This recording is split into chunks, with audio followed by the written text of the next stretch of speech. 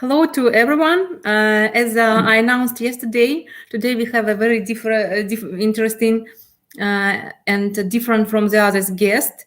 This is John. He is an American writer, and he shared his experience in meeting Ukrainian woman.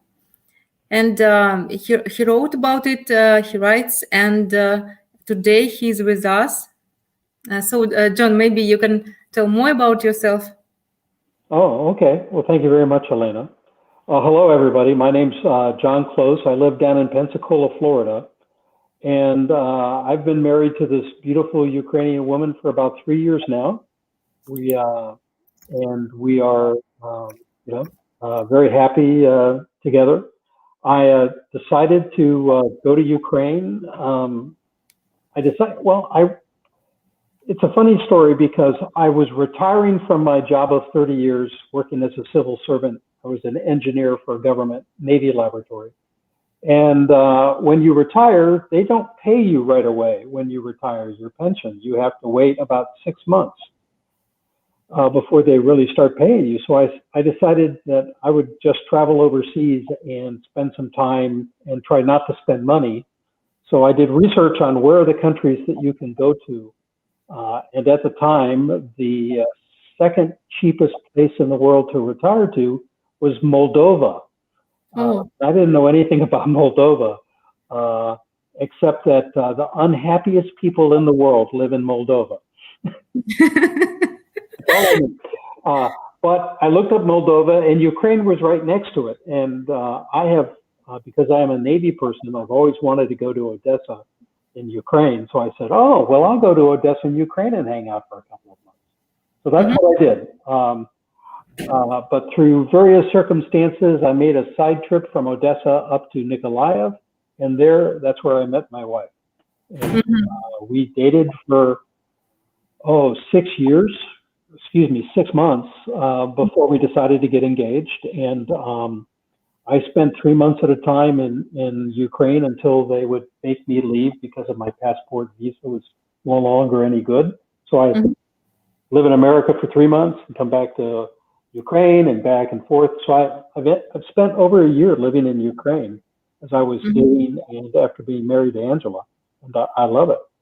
And that's what led us to write a book about what life is like in Nikolaev, Ukraine.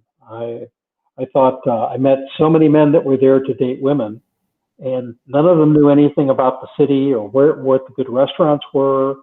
They just kind of came in, and the marriage agencies would take them around. And I thought, men would be better prepared if they knew how to find their own apartment. They could pay local prices instead of what the marriage agencies would charge sometimes, which could be significantly more. Or where the good hotels are, because my wife and I stayed in over a dozen hotels and a dozen apartments over the year that we lived there together. So I put that all together and wrote a book about it. And then I was writing a chapter for the book about how to date a Ukrainian woman, and it became a book all in of itself. Actually, it's going to be a couple of books by the time I get finished with it. And so I've shortened that up into a free book that's really useful. It's called the 10 most important things you need to know before dating overseas, and it really helps you steer clear of what I call the big electronic letter writing companies want you to do when you're trying to date women in a foreign country. So it's good for any country in the world, but most of the examples I use come from Ukraine. So, John, I understand that this should be the big part of your book. Anyway, maybe you will share the secret of success, how to find your woman in Ukraine and not to spend a lot of time and money. It's true. It takes to find, I call it to find the woman of your dreams. And I think it's a very simple thing to do. It just takes a lot of work. And the most important thing that men need to understand is that you should spend 90% of your time in the very beginning understanding yourself. And then once you understand yourself, okay, what is exactly the kind of woman that I need to have in my life to be married to for a long time? it's very interesting. We are on the same page with you because in one of my videos, I also told that when we start to think about the partner we want to see next to us, first of all, we need to understand ourselves, to accept, to love, and to know what we need in life and what we don't need, what we like and what we don't like, and so on. So yeah. And I'll tell you a little secret about Ukrainian women. They have got a sixth sense about men. The Ukrainian men have trained them to sniff them out, how to take a guy who's not really going to be good for the long haul, and they just have a very good instinct for that. And so, if you haven't dealt with your emotional baggage, somewhere in the dating process, they just might sort of cool off, and you're wondering, why are they cooling off? Everything was going so well, and then you'll come to find out, you'll say, I don't think you're really past this, and I'm not so sure I want to deal with that in my life. And so they're very good about that. They're now, if you are properly prepared and a good, I use the term stalwart gentleman caller. It has to do with, you have to be a masculine man. You have to be manly. You have to present yourself with confidence. You must be very polite and respectful of everyone you meet and such, to be a very good person, right? And so when you come calling, you become that gentleman caller. You really are a gentleman, and you're a gentleman to everybody.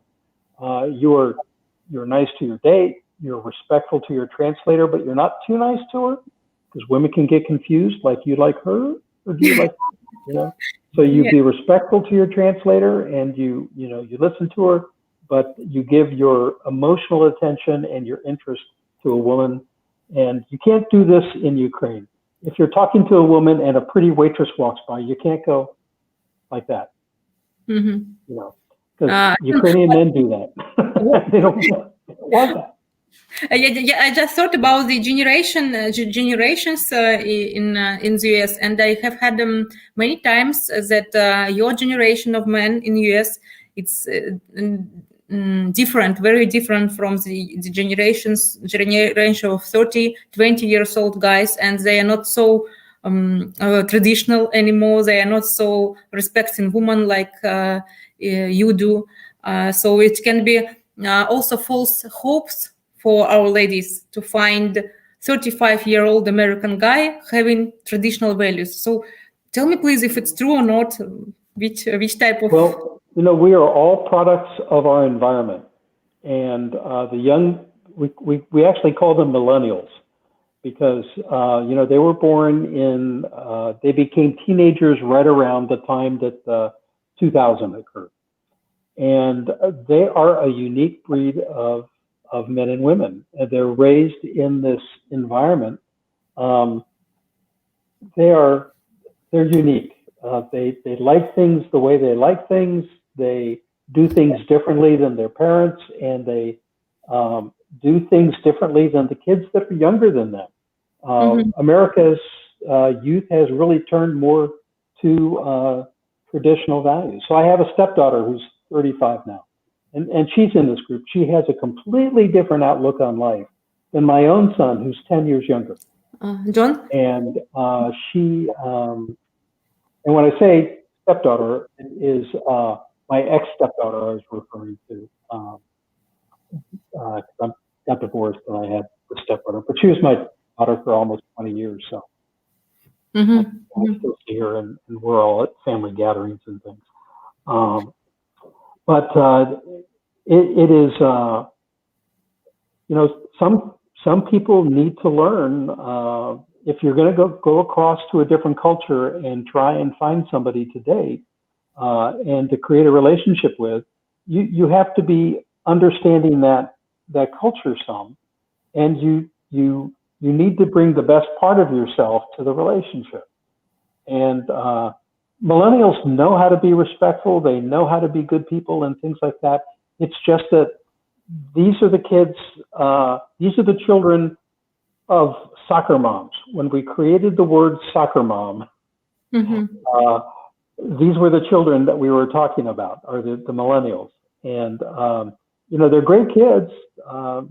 they just they were just raised in families where mothers doted on them, gave them everything that they wanted. Their parents protected them from making mistakes in many instances, and so they don't quite understand the independence of being responsible for their own actions. They're just sort of like, well, I should be able to do what I want, and the rest of the world live with it. And unfortunately, the real world doesn't work that way in many places. They are intelligent people. They are loving people. They're still Americans. It's just that some of their attitudes are a little bit different. John, I'm sorry for interrupting you. Just we have some questions from our guest, and oh, great. Let's look. So the first question from Solomon: did John find his wife through a matchmaking agency? So you can say without the name of the site, if possible. Right. No, what I will say is my primary plan was to use a tour, and I had a matchmaking agency in my back pocket as a backup. And I happened to meet my wife when I went on a little tour. So how many visits to Ukraine did it take till John met his wife? Well, met his wife, yeah. I met her on my first trip. I was very lucky, but I was talking about it's a simple process. Once you spend a lot of time thinking about it, I made up a list of 50 different qualities that I wanted in a woman. And then I prioritized that list of 50. And I had a top 10 list of things that I really wanted to find in a wife. And every Ukrainian woman I met had a top 10. So I had to dig deeper in my list, right? To find things that you could use as what were still meaningful to me as qualities. And I probably dated a dozen women over the course of 2 weeks, and some dates were just for fun. John, share please. How did you understand this? Angela is for you. First question: was she speaking English, or you was using translator?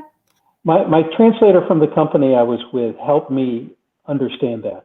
I narrowed my ideas down to 3 women, and I was busy, agonizing over. They're all so wonderful. They're all so pretty. They're also this, that, and the other thing. And my translator, I sat down with her we need to have this talk because I'm getting really confused, and I really like all 3 of these women, and I could see a future with each one of them. But the question is, which is really the right woman for me?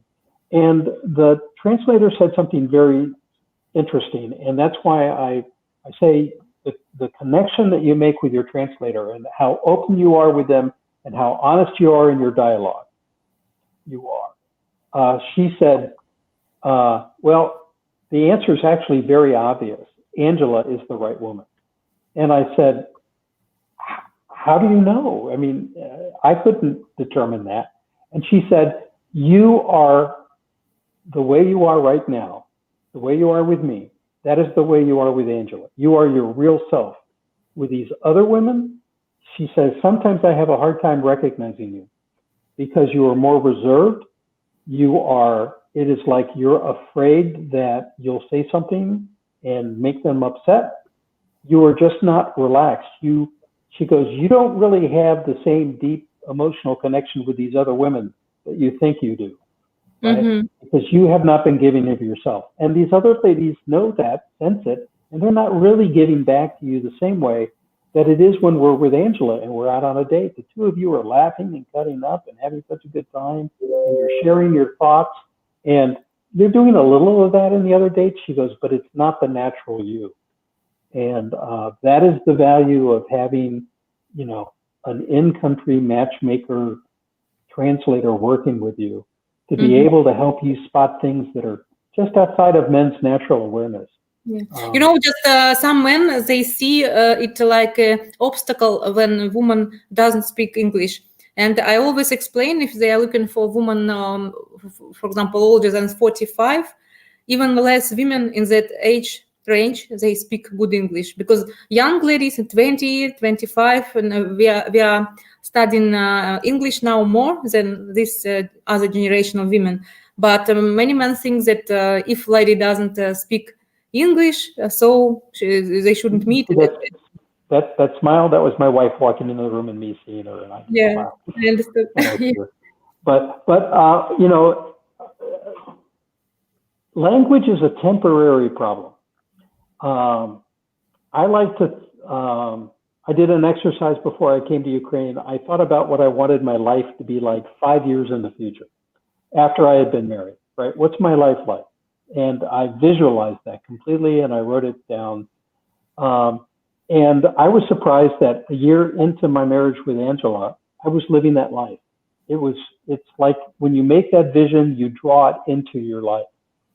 But, you know, Angela, she was 50 when we got married, and she has had no problems at all really working on her English. She had some English when we were dating, and she had enough that the translator sent us out on dates on ourselves. And if we ever got into a little problem, we just pulled out Google Translate. And they keep making that app better, so it's much better than when I first was using it 4 years ago. Mm-hmm. And these women study, and there's lots of resources that they have in America and in Ukraine to be able to study English. Yeah, John, more questions and many questions. Oh, sure. Solomon. Okay. So I'm. So the next one, is John in a big age gap relationship? Is they accurate? There's 9 years difference in our ages. It's normal. I did not want to go more than 10. Yeah, I fully agree with you here. And you know, when you was telling me about the vision, about the qualities, about how you feel next to the person, because when I was studying matchmaking from my American matchmaker, my teacher, she also gave me books on that, and one of the criteria how to find the right person was also how you feel next to this person. If you can be yourself, you trust, you feel happy, fulfilled, you can open your soul, it's a big sign that there is the right person. And sometimes for this you don't need 10 meetings or 10 months of meetings, you just feel this trust. You feel that. I really think that you should feel like that before you offer to date somebody exclusively. But I think that kind of natural attraction to each other and interest in each other, I think that's very natural. It's also part of your personality about how open you are. And Angela is, for a Ukrainian woman, fairly open. Mm-hmm. Ukrainian women I think are unique in the world. It has a lot to do with how they were raised and how old they were when they were born in Ukraine and what the government was like and what the rules were. Mm-hmm. Angela was 30 years old when Ukraine got her independence. So she spent 30 years in her life living in the old USSR. And it was, life was not good. Mm-hmm. She doesn't like to talk about it much, but whenever she does start talking about it, it was kind of like, yeah, that's gonna affect the way that you naturally adapt to things. Mm-hmm. So, John, I'm curious to know where from did you learn all these techniques? Because I learned them in coaching, like this vision lists and so on. Because I know about your background, you worked in absolutely different field. So how it happened in your life, or you was just reading about it? I have always liked psychology and personal development. That has been a hobby of mine for over 25 years. It started, I was working for the Navy as a young project engineer, and I got accepted into an executive development program. Mm-hmm. And my boss's boss became my senior mentor for that program. The whole idea of that program was to train people to be at that level. And he pulled me aside and he says, okay, John, for this year, I want you to work on your interpersonal relationships. And I said, why? And he said, because everybody on your project team wants to quit. And I'm like, how many of my people am I allowed to fire? Because it was kind of mutual. There were a lot of people that I didn't think were really pulling their weight, and there were a lot of people that thought I was too demanding. And he said, "This is what you got wrong." He says, "You were a submarine officer." And I said, "Yes." He says, "All those things that they taught you about how to be successful," he says, "that's great for submarines, but it's not good in the civilian world. You have to learn how to communicate better with people and get them to want to do the things that you need them to do." John, more question. How does, John, you deal with the language barrier now without translator? Oh, there's no problem. We've been married 3 years, and there are some. Angela's English is actually very good. I keep telling her how good her English is, and she doesn't believe me. But you know, she has you can get by with about 1,000 words in anyone's language. And have enough proficiency. Yourself? Like 2,000. You know, she's really amazing. But when we come across a word that she doesn't know, she likes to write it down, and she'll say, "Okay, what does this mean?" And then we'll look it up in Google Translate, and we'll find the right usage, because Russian is a wonderful language too. And a lot of times we have lots of different words on both sides of the language aisle to choose from about the meaning that we're trying to communicate. So we end up having a short little discussion about that. And then she'll say the word in Russian. I'll try to say the word in Russian. She'll laugh at me because I cannot make my mouth do the things that need to be done to say a lot of Russian words. And then we have a good laugh at it. And do you learn Russian in some way or no? I know only a few words. So I was better when I was living in Ukraine. I could walk around. I knew enough that I could hop on a bus and get off the bus, and you know, ask somebody how much something cost, or when what the price of was something. You know, they could tell me, and I could hear the number and pay it. You know, those kinds of functional things I could do, but I probably not as good at it right now. I haven't been in Ukraine for about a year. And somebody had a quick question about, we have 10 years between our marriage, our ages in our marriage. Okay. She's technically 9. Solomon asks, what does his wife think of the book he's writing? Yes, well, she's co-author on several of the books. Because what I do is I write, and then we discuss it and talk about it, and I put her opinion in it many, many times. So I'm going to plug my book. This is our travel book. I'm sorry with the reflection from the, but you can see her. Oops, her name is right there, Angela and John, and this is it's really a travel guide book. And yes, I do know the 2 women on the cover. So next question from Alexander. Has John used a phone app which instantly translates speech to text from one language to another for better communication? I have found this recently, and it can be a great tool. Yes, I've been using Google Translate, but there are other apps out there. Some are for purchase, some are still free. When I write things across the internet, I'll use both Yandex, yandex.com. For translation, as well as Google Translate. I'll put one into one and then translate it with the other, just to crosswise it and make sure the grammar is a little bit better. But Russian grammar is very difficult. And I'm amazed at everybody that learns. And I'm sure Russian speakers think American grammar is pretty hard too.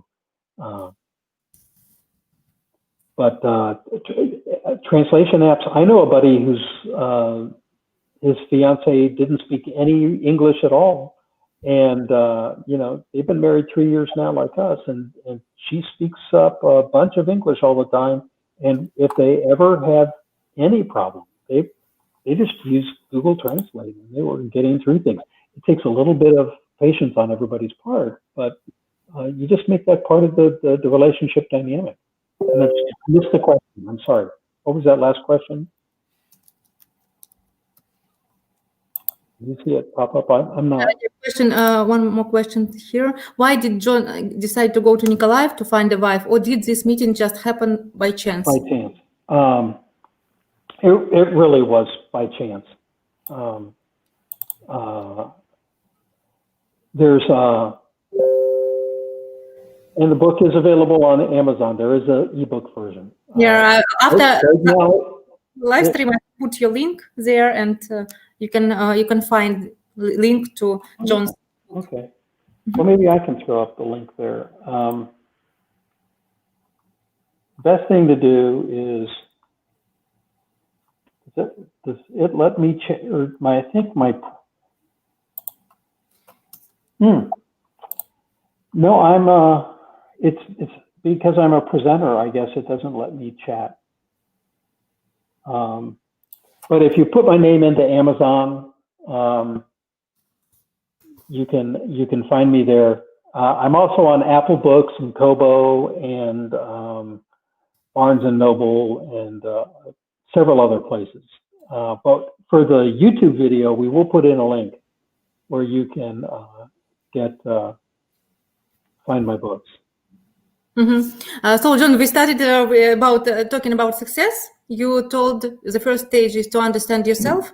So what will be the next? While we don't have new questions, well, we then spend a lot of time thinking about exactly who the right person is, because inside you, there's two ways of thinking about it. One is that I call it the law of attraction.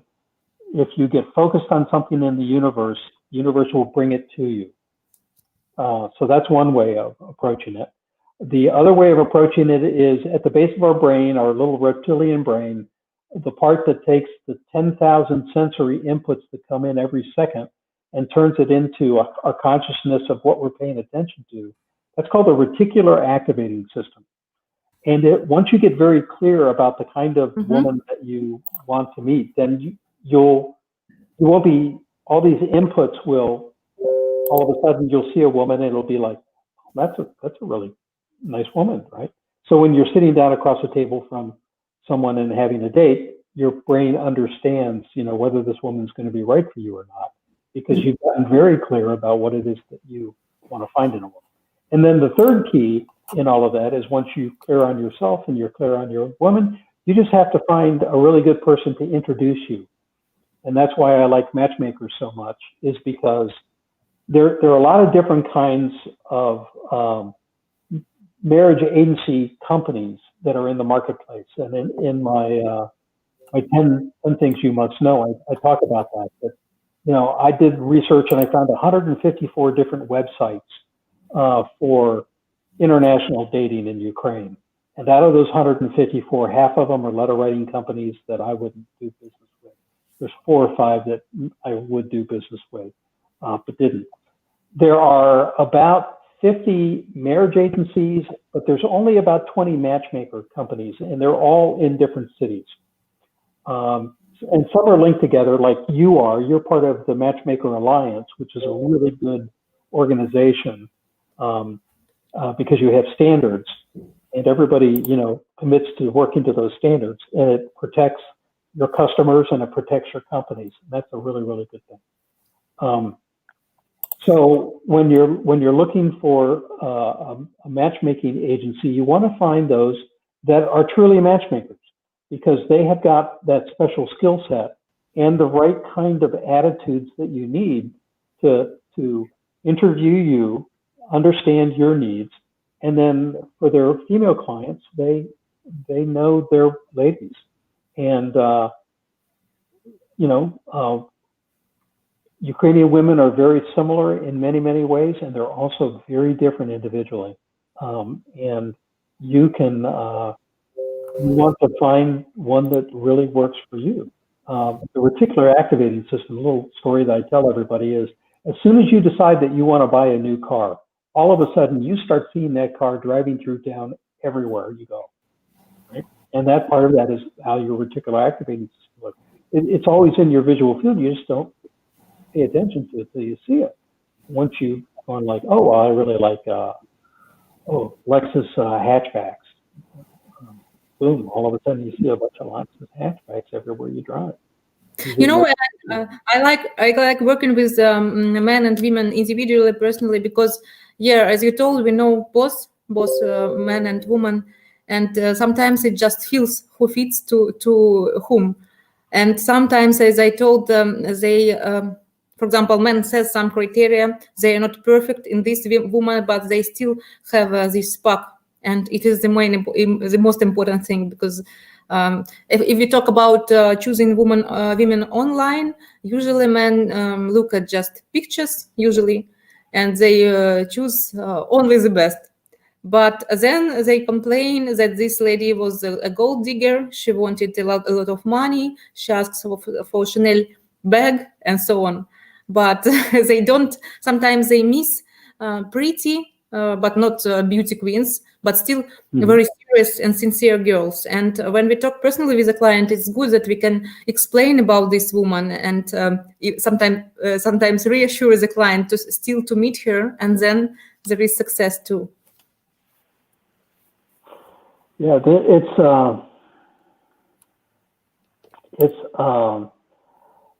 know, when it's working right, it becomes such a magical time in your life.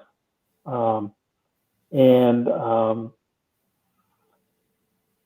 could say it was one of the most pleasant experiences in my life. Just the whole experience. And part of that was the romance of being in another country. You know, but it was also the beautiful romance of the fact that, you know, the restaurants in Ukraine are very tasty. The ethnic food dishes that you can find are very good. The prices were good. So you could, I mean, I wouldn't mind living in Ukraine. You can live like a king for about $1,500 a month. And that's, you know, renting your apartment and, you know, eating out a couple of times a week. So it's a wonderful country. The people are wonderful. I've never really had any problems whatsoever. And gosh, there's so much history and interesting things in places like Odessa, and fun things to do and interesting places to go. And then, of course, Odessa is pretty special too, because it's what is it? Ak Odessa, Little Pearl of the Sea, is the song. You know, the famous song by that they have. It is just it has a special charm all of its own, and people there their sense of humor is just so grand. It's one of the special things I think about Odessa. They do April Fool's Day like no other country. So, John, maybe you want to share some more useful information for our subscribers, and because soon we will need to finish our talk. And sure. What I wanted to do was offer you guys a special gift for watching, and that is a free copy of my book, The 10 Essential Things That You Must Know Before Dating Overseas. And I can't. Elena, are you capable of typing into the chat? Yes, yes, I do. I can type. Can't you? Okay, because I'm going to do an old trick, which is to show you. I get that up in there, right? You know that one, the link I sent you? Yeah, I will send the link. I just wanted to add it to description after our live stream, but I will send now too. Okay. Yeah, these guys, and then that way they can go sign up the book. It comes in Mobi format for Kindle. Pardon me. You can get a PDF version, although that's in black and white, and they also have regular ebook if you have an Apple computer or use Apple Books app. But there are others, Calibre. There's a number of ebook readers that will read that. And you don't have to. I have it on sale at the moment for 99 cents. So you'll save 99 cents.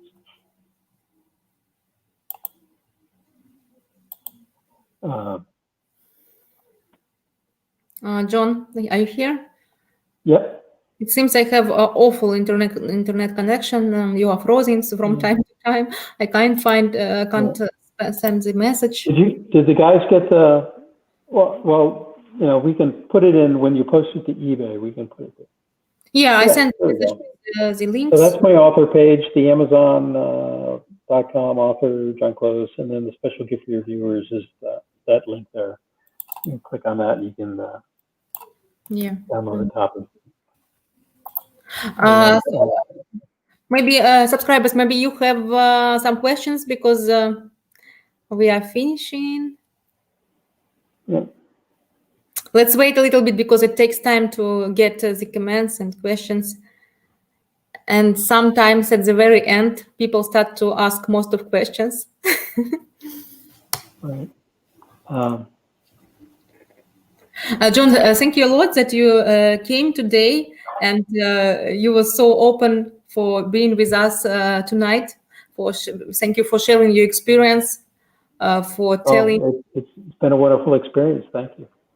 Yeah, and it's always nice to see when there are international happy couples living together, even without, if lady didn't know English, it wasn't the obstacle for the couple. Because I also noticed a lot of times in my work that when there is understanding and this type of chemistry and connection, people just look at each other, they do something, and they feel each other even without words. So it's not the first criteria. Oh, I know, but there's nothing like being in person and getting a real hug. So you have to, and that's a point for guys to go over there. Don't think that you can romance a woman just over the internet. You know, a Ukrainian woman's not going to think you're real till you're there, you know, in person. And then she'll start taking you seriously. And then after that, you know, you have to travel to visit and see her. As much as you can afford to do it, go spend time with her, because, you know, we did that. I had an easy schedule because I didn't have a job. So as soon as I could get back in country, I would go back and see her. But there was a time when I couldn't go back in. We wanted to be together. So we met in Spain. I went ahead and bought her a ticket to come out and from Ukraine, and I flew in from America. And that was a pretty magical time too. All right. Yeah. Well, thank you, Alexander. Appreciate it. And the whole other thing is, it's true. I did consider going to Costa Rica, and Costa Rican women are amazing. And because I have been a former Navy guy, I've been around Filipino wives my whole life, and I love Filipino women. They're also traditional, very traditional, like Ukrainian women. I was just afraid that if I went and retired into the Philippines, that I'd never get married, right? I would just kind of say like, well, you know, there's so many women, I just don't have to choose. And there's a whole class of men, retirees and things like that travel the world and do that. And, I just didn't want to be that guy. So I was Ukrainian. I don't know. Maybe it's just how old I am, and I'm being a young boy and seeing the James Bond movies with my dad at the drive-in movies, you know, and see the beautiful, you know, actresses play the Russian women. It could be encoded like that, and I don't even know it. Hard to say. But having met so many Ukrainian women now, they live up to the hype. They really do. We have a lot of female friends and other couples, their wives. Everybody's wonderful people. Mm-hmm. Thank you, John, a lot, and for your good words, kind words, for being with us, and for being such a wonderful person yourself. That's why you found your wife quickly here. I noticed. I had to work very hard on me. It took me 40 years. So my first ex-wife once accused me of saying, "You're such a bad husband. I get this feeling I'm just training you how to be a husband for another woman." Mm-hmm. I was a very slow learner when I was young. So, but thank you. You know, I think that it is the question of compatibility, only compatibility, because With one person you click very good and perfect way, with the other you can't even talk. And we just need to find our second half, as we said. It's simple and difficult at the same time. For some people it takes the whole life to find the right person. Some meet someone at 20s. So we have just different lifelines. Well, that's a good point. Okay, I think we're finished unless there's any other questions anybody has. Not yet. Alexandra says, tells thanks, John, and I wish you good luck. And that's it. So we finished today, and I hope we are in touch. We will talk soon. Maybe next time we can get Angela on. I really wanted her to be able to answer your questions. Yeah, it would be I great. think the guys would really like that. To be able to say, okay, what's it like? And she has great opinions. Yeah, perfect. So if possible, I would be happy to see you and her again in our live stream. All right, great. So thanks, guys. Everybody have a good day. Bye-bye.